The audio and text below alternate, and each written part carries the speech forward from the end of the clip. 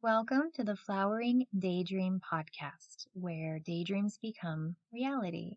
I'm your host, Charlene Windus, and today we are going to talk about spring and spring energy and spring rituals. And we're going to end today's podcast with a spring guided meditation, which I'm really excited to share with you. But before we head into our spring rituals conversation, I just wanted to let listeners know that I'll be taking off the month of April from everything that I can take time off from to spend time with my family and partake in my own spring rituals and to rest. There is so much energy rising up and needing processing at this time in the collective and worldwide and individually. So I'm going to do my best to honor that and work with that so that I can align my own self to provide the podcast for you and to you. And so I'll be back with the podcast again in May. So today I just wanted to share with you some ways that you can welcome spring energy and welcome spring into your hearts and homes and how and why that might support you in a healing way. Spring is showing up now in the air and on the land, and it just feels so magical. When I'm out walking, I can see the spring blossoms coming up, and there's just a refreshing feeling in the air. I can feel the awakening of the earth from her winter slumber. And this truly is my favorite season. Spring is just so refreshing and so promising, and it shows up regardless of what's happening in and around. And that's just so comforting to me. The seasons are always here, they always show up no matter what. And if you don't have a relationship with your mother, or you have a strained relationship with your mother, or maybe you have a good relationship with your mother, you can always count on Mother Earth to parent you and to hold you and to always show up. And she can actually fulfill that energy for you. But you have to want that and allow that and connect with that and trust in that. That's just one of the things I love about the earth and the energy of spring is that I really feel like I can connect more with that mother energy because it is the energy of birth and rebirth and blossoming. And so it feels more palpable and I can connect to it with a little bit easier. And we can all lean into that energy anytime we need. So just know that. My most favorite gift of spring is the 3 weeks or so that the cherry blossoms are blooming and falling to the ground. And when I walk over them, I can just feel this amazing energy and it feels like I'm being serenaded, the most beautiful energy. It's kind of like snow, but it's not cold. And I also find snow really magical. So I just love the cherry blossom snow and riding my bike through the cherry blossoms on the ground or just walking and really just connecting with that really beautiful energy. We can work with the energy of spring as a support, and we can pair up with this energy to facilitate our intentions and our dreams and simply support our everyday lives. Your normal activities can become sacred rituals, and you have the power to engage differently and uniquely in all that you do to bring more healing and balance and alignment into your heart and home. One of the most profound awakening and remembering experiences that you can have is reconnecting and strengthening your connection to your ancestors' practices. So consider looking into your ancestors and what practices they may have participated in, or maybe you are already really connected to your ancestors and carrying these practices forward, and you can strengthen and deepen those practices. But I have found that most people are pretty disconnected for a variety of reasons to their ancestors. And I think that would be a great topic to really dive into in another episode. But for me, I have Celtic ancestors and Norse ancestors, among many other ancestors, and those practices may or may not include festivals and celebrations around spring, flower crowns and ceremonies and rituals that include offerings and honorings, ceremonial bonfires, visiting holy wells, and so much more. So find out what ancestors' culture and practices were and try to connect to those or honor those by participating in a modernized version or in a way that feels good to you and aligns with you so that you can access that healing power of your ancestors so that you can awaken your ancestors' support and really draw on that energy, and also just allow your ancestors to know that you haven't forgotten them, that just because they're not here in human form, that they're still present with you in your heart. And even if you don't know who they are or how to connect to them, it's really just your intention along with the actions that you're doing that can allow them to move through you and speak through you. And we know that this can happen from several different experiments. I can't remember where I saw this or read this, but it was an experiment with epigenetics, and it was an experiment with mice, and they put, I think it was cherry blossoms. I want to say it was cherry blossoms. I can't remember. Maybe it was some other kind of a flower, but they put cherry blossoms in with these mice, and then they electrocuted them. And then they did this experiment where those mice had babies. And then when the babies were around the cherry blossoms, they responded as though they were being electrocuted. So it was evidence that we pass down our stress, but we also pass down our gifts and our blessings and, all these various parts of ourselves. So we know that we can connect to this energy, and we know that it lives inside of us. So whenever we have a ritual or a practice that's intentional around connecting with our ancestors, it can be really powerful, and it can be really healing too. And for my family, we've adopted what has pulled me towards it, where I feel a strong calling, and where most normal activities are heightened is by shifting the way that I participate and my mindset and my intentions that I set for myself when I'm doing these practices and rituals and activities. So that's how it sort of powers up, right? Is when you connect all of those things. So I'm going to share with you some universal rituals and practices that I have grown to yearn for each spring as a way to connect to spring energy.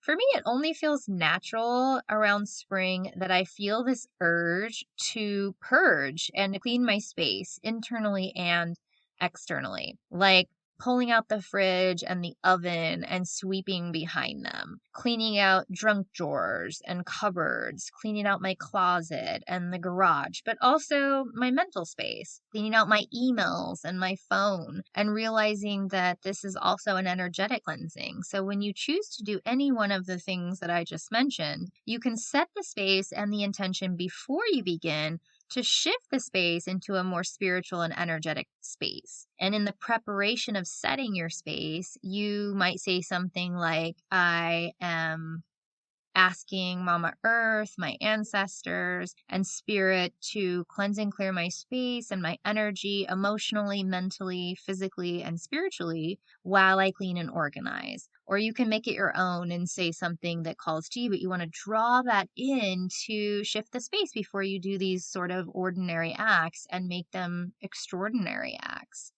You can burn some incense or a dried herb. You can turn on a diffuser. You can do anything that feels good to you to shift into sacred space. So, for example, when you do something as simple as sweeping, you can sweep once to get all the dirt and things on the floor, and then you can go back and sweep again. But this time, sweep with the intent that you're sweeping all of the energy that no longer serves you, and sweep it towards the door and out to the earth, and be intentionally practicing that in your mind and in your heart and in your physical space, and then ask the earth to take that energy back and recycle it as food. One of my teachers that I really love, she sweeps 3 times clockwise and 3 times counterclockwise while she, says a prayer or a chant or sings.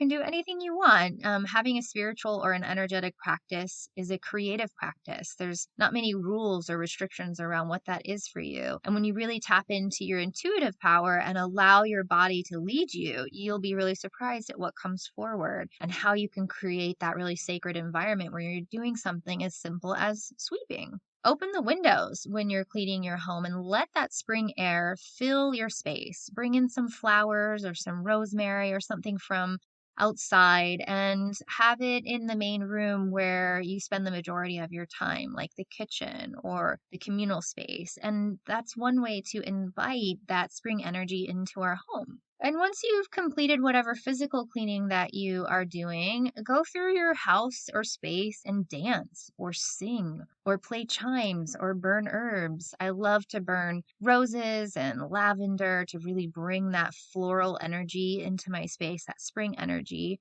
You can also work with my Blossoming Joy spray that I made. It's up in my shop. It smells amazing. You can mist that around your space and really draw that floral energy in, and it smells so yummy. And you can have intentions while you're spraying that and bringing that into the space. I also like to change out the one main piece of art above the fireplace to a spring landscape. It's just something I like to do, and I change it with all the other seasons as well. And it's a way for me to call that energy in and remember where I'm aligning. But you can create the space of your home in whatever way that you want. And whatever you do with your home, that energy will expand in it. So be mindful of what you allow in your home. You don't need to spend a lot of money or focus on this, but be mindful of this. Energy flows or blocks, expands or contracts. So consider that as you design your sacred living space so that it feels healing to you when you are in it. For example, my bedroom used to have, a TV, and it had a lot of papers in it, and there was just nothing about my bedroom space that was relaxing or supported intimacy or supported my sleep. And so I ended up just taking everything electronic out. I took out anything that was office type stuff, and I found these prints online that I had printed, and it was just different phases of the moon, so it reminded me of the night. And then I put some things in the space that resembled my partnership with my husband, and some hearts and things like that, just to draw that energy in so that my space felt soft. Not too many changes, but even down to the bedding and the colors that I was choosing so that it just really softened the room so it felt relaxing. And then instead of regular lamps, I have salt lamps in there that are a lot softer, things like that. So you can really adjust and modify your space to accommodate and support whatever the energy is that you're wanting to draw in. Another thing that I love to do around spring, in the beginning of spring, is to take us a very mindful spring walk and go really slow and spend the whole time observing and listening and connecting to the birds and the trees and the new blossoms, and really stop along the way and invite that energy into your heart and really absorb the energy of spring all around. I love making flower crowns, and I love making bouquets that I can dry out and have around the house to represent spring. Another thing that we love to do is a spring altar. And this can be anything you want. An altar is a very creative process. And it is mating season. So it's the birth time of the year, which is a very potent time of year for blossoming ideas and projects. So you can work with an altar to bring this energy into your home and into your heart. An altar is a place to honor, to pray, to set intentions, to meditate, or to connect with this energy anytime you like. And it also brings that energy into your space. So you can have anything on that altar that represents spring and those blossoming intentions and ideas, or anything that represents that energy that you're wanting to bring into your home at that time. And for me, I keep a really simple spring altar. I have fresh flowers on it, I have an offering bowl, and I have an herb burning bowl, and just a couple of other little things that really draw that spring energy in, and it allows me to honor, have a space to honor that energy. And again, it can be anything that feels good and resonates with you. When you're tidying up your yard, you can turn that into a sacred practice, just like the house cleaning. You can say a prayer, set intentions before you begin, and you slow down and you're much more mindful and observant and in communication energetically with what you're touching, the ground, the dirt, the flowers, or whatever it is that you're doing, the weeds, the weeding. You're just really connecting to that and pairing up with energetically how that can support you. So when you pull a weed out of the earth, imagine that you're also pulling a weed out of your mind that doesn't belong, that's no longer serving you. So you can take these practices and you can pair them like the broom sweeping in your home. You can turn anything into a sacred ritual with your intentions and your actions pairing up to do that. We also love tending to our fairy garden every spring, and we just clean it up and change it up and we add to it. And while I'm working with that, I also say a prayer to the spirits of the land and place, the nature spirits.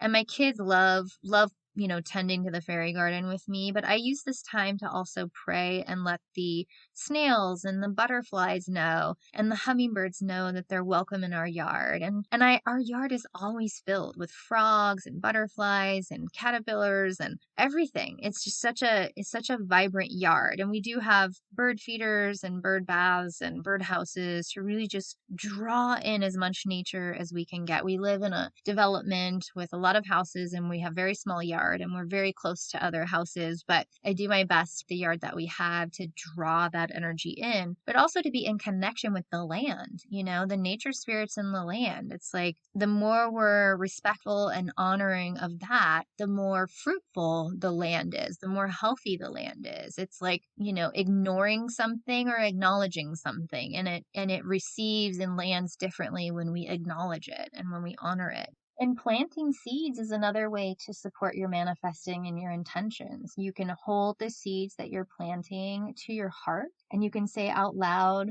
what it is you're planting or what you want to blossom and grow, and ask the seeds and the earth to support you in the highest good ways. And when you're planting the seed and it blooms, so does your intentions. Kind of an amazing and magical process. And so each thing I plant, I can add to the ritual in whatever way feels good, and so can you. On an individual level, you could try some meditation to clear your mind. There are so many free meditations on Insight Timer and other free apps that you can find. And if you're able to go and get an energy clearing session, clear out all the past seasons, leftover energy and buildup, support your integration of all the things that are going on in your life with an energy healing session. If you can't do that and have someone hold space for you, you always have the earth and the sky and the ocean. So work with that energy. Go for a swim, go for a hike, or lie down on the earth and gaze at the sky.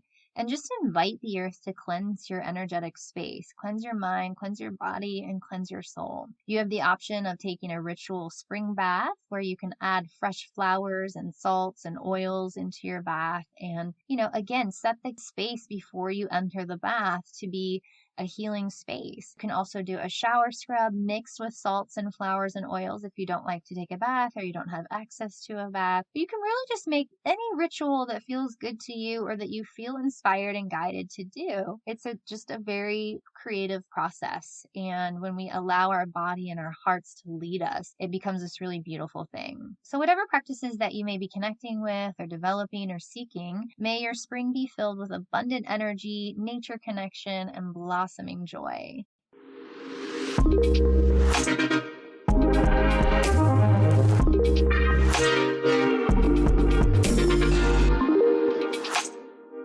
I'd like to leave you today with a spring cleansing meditation. So prepare yourself and your space, get comfortable, turn off your devices, open a window, and allow that spring air inside. And just follow along, moving your awareness with me as I guide you along. I'm going to switch into my meditation voice, which always makes me laugh, but usually it delivers a decent meditation. So here we go.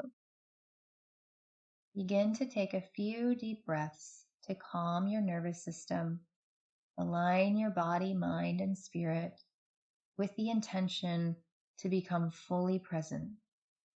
Nothing to do, nowhere to go, nowhere to be.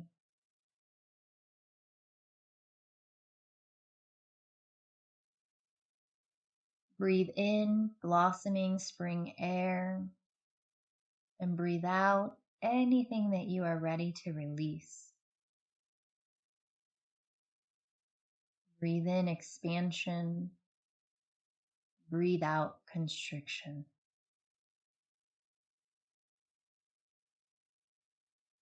Breathe in unconditional love. Breathe out worry and fear.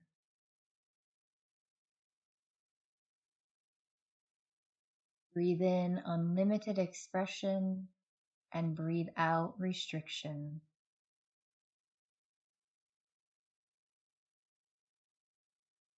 Notice the air and the temperature of the air as it brushes against your skin and into your nose and mouth.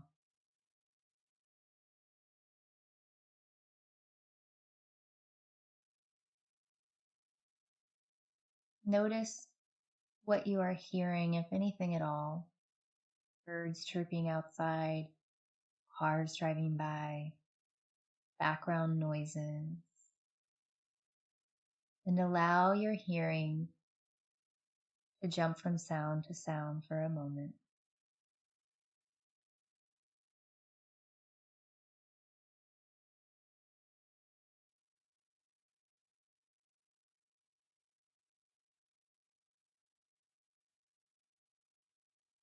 Now bring your awareness down to your toes. Wiggle your toes. Notice your ankles and shins and calves. Bring your awareness to your knees. And just say hello in your mind as you follow along as I name these parts of the body. Notice your pelvic area and abdomen. Say hello to your lower back and middle back, your upper back and chest, arms and hands. Wiggle your fingers. Notice your neck and shoulders, your head and your eyes. Soften the furrow in the brow and relax your forehead. Relax your jaw. Relax your shoulders. And soften into your body fully. If you're noticing tension anywhere in the body, just take a deep breath and focus that breath into that part of the body. And allow that breath to bring expansion and space. And as you breathe out, just exhale anything that you need to release in that area.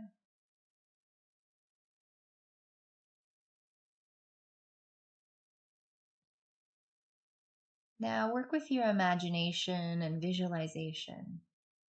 Imagine that there's a column of light coming down from the sun and into your head and body and down your spine. It doesn't matter if it's day or night, wherever you are, the sun is always available. Bring the energy and the light of the sun into your head and down your spine and continue down to the core of the earth. Allow that light to go through your body and anchor in the core of the earth.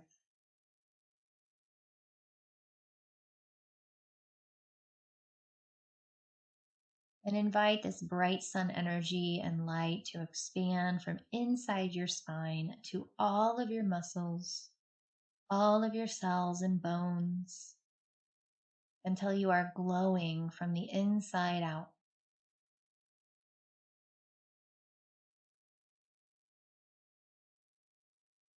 And allow this sunlight to continue to expand from inside your body to fill the entire room or space that you are in.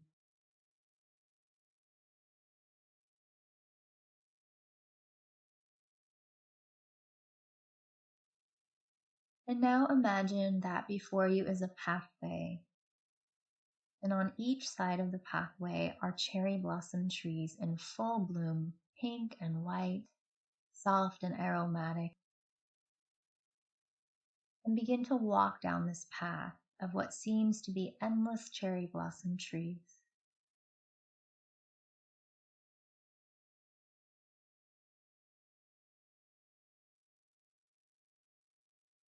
Noticing that the air begins to gently move enough to allow some of the blossoms to fall off the tree and gently caress your face.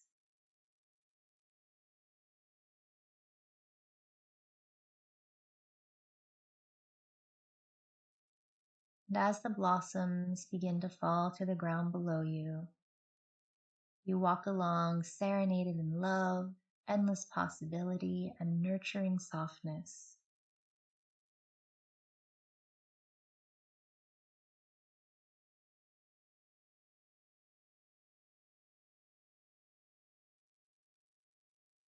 At the end of the pathway is a bed made of thousands of comforting cherry blossoms. Lie down in the bed of blossoms in the middle of nature and allow yourself to be held and loved for as long as you like.